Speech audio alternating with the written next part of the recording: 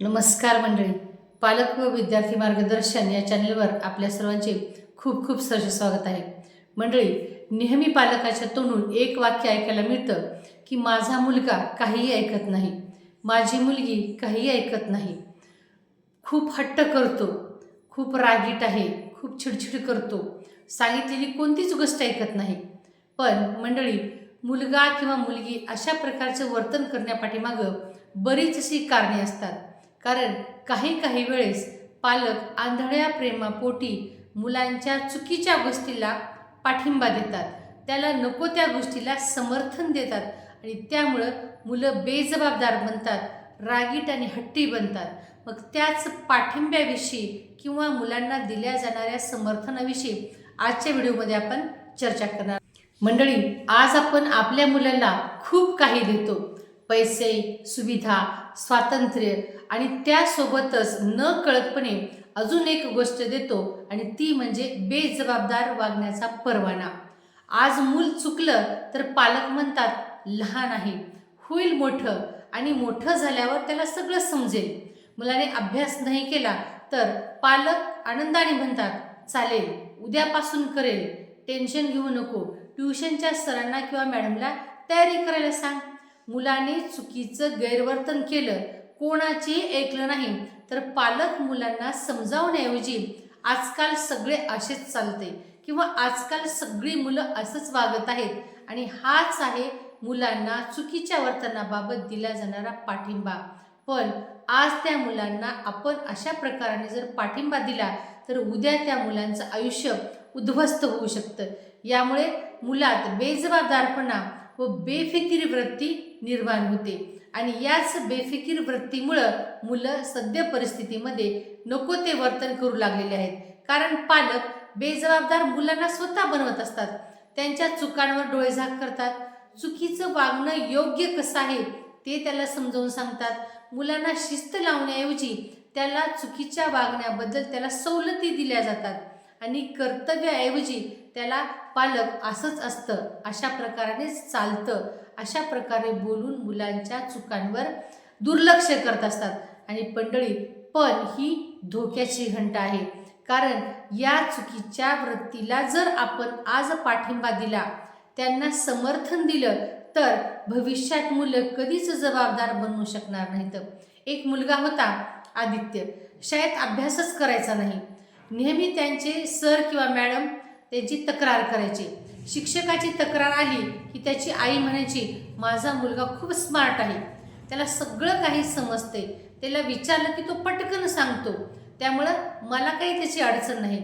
वडील म्हणायचे मुलांवर प्रेशर नको म्हणून आम्ही त्याला रागवत नाही, त्याला चिडचिड करत नाही आणि त्यामुळं मुलगा शिस्त, मेहनत, जबाबदारी सर्व विसरून गेला, अभ्यासाकडे दुर्लक्ष करू लागला.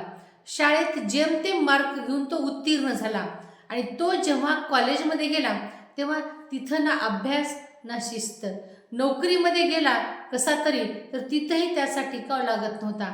तेव्हा मुलाला स्वतः चूक कळाली आणि तो म्हणाला माझी चूक नाही, मला कधी जबाबदारी शिकवलीच नाही, हा दोष माझ्या पालकांचा आहे.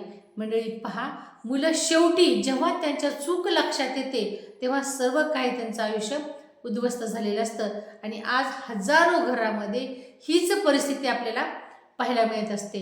मुलांच्या बेजबाबदार वृत्तीला आपण पाठिंबा दिल्यामुळं मुलं अशा प्रकारचं वर्तन करत असतात आणि त्यामुळं मुलांमध्ये आत्मविश्वास राहत नाही, अहंकार निर्माण होतो, हळूहळू स्वतःची चूक ते मान्य करायला तयार होत नाहीत, मेहनतीचा तिरस्कार करतात. मला सगळं काही मिळतं मग कष्ट कशाला करायचे. शिक्षक, पालक, समाजाचा सुद्धा ते तिरस्कार करू लागतात. कोणी दुरुस्त करण्याविषयी जर त्यांना सांगायला गेलं तर तुम्ही किती चुकीचे आहात हे ते पटवून देतात आणि त्यामुळे त्यांना अपयश सहन होत नाही. त्यांची मानसिकता तशी बनते. कधी कधी अशा परिस्थितीमध्ये मुलं डिप्रेशनमध्ये जातात, राग मनात निर्माण होतो आणि हिंसक वृत्ती वाढीस लागते आणि यामुळं मुलांच्या भविष्याची पडझड होते. डिग्री असते पण पात्रता नसते, स्वप्ने असतात पण शिस्त नसते.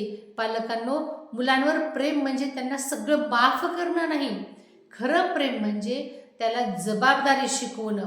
मूल रडतं म्हणून त्याला चूक ठरवणं किंवा रडतं म्हणून त्याची चूक स्वीकारणं हे सर्वात मोठी चूक आहे. आणि त्यामुळं मुलापासून सत्य दूर जातं, त्याला शिस्तीची सवय होत नाही. आणि जर आज आपण मुलांना शिस्त दिली नाही तर उद्या त्याला आयुष्य म्हणजे त्याला शिक्षा वाटेल. म्हणून विद्यार्थ्यांनो, तुम्ही सुद्धा, तुम्हाला माफ करणारे पालक नेहमीच भेटतील असं नाही, पण आयुष्य कधीच माफ करत नाही. आज जे टाळता येईल ते उद्या तुमच्या समोर उभं राहतं.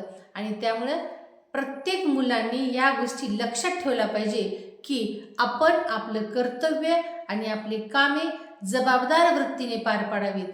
कारण जर आज मुलं बेजबाबदार झाली तर ते भविष्यात कमकुवत बनतात.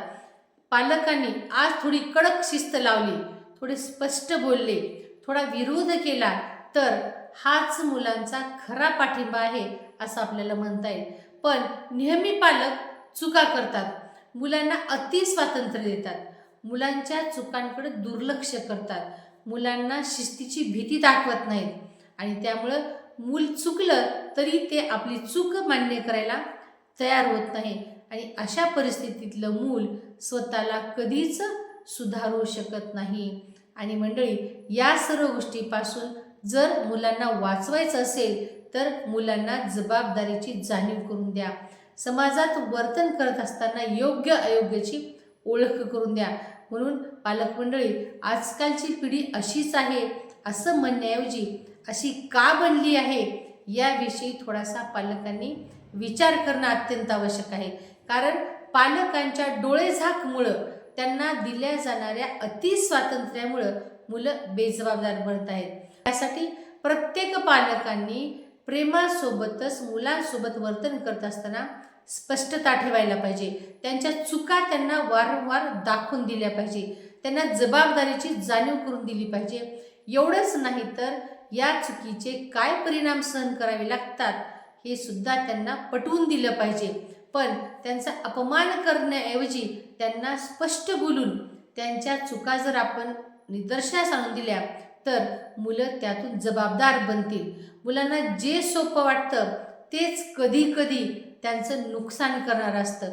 म्हणून लक्षात ठेवा, प्रत्येक पालकाने आणि विद्यार्थ्यांनी या गोष्टी लक्षात ठेवल्या पाहिजेत की पाठिंबा म्हणजे मुलाला चुकापासून वाचवणं नाही, तर पाठिंबा म्हणजे चुकांमधून मुलांना मजबूत बनवणं आहे. जर आपण आज योग्य गोष्टींना वर्तन, नैतिकता, प्रामाणिकपणा, जबाबदारी आणि स्वातंत्र्य या सर्व गोष्टींच्या परिणामांची मुलांना जाणीव करून दिली तर उद्याची पिढी भविष्यामध्ये स्वतंत्र, जबाबदार आणि आत्मविश्वासू नागरिक तयार होतील, यात शंकाच नाही. धन्यवाद.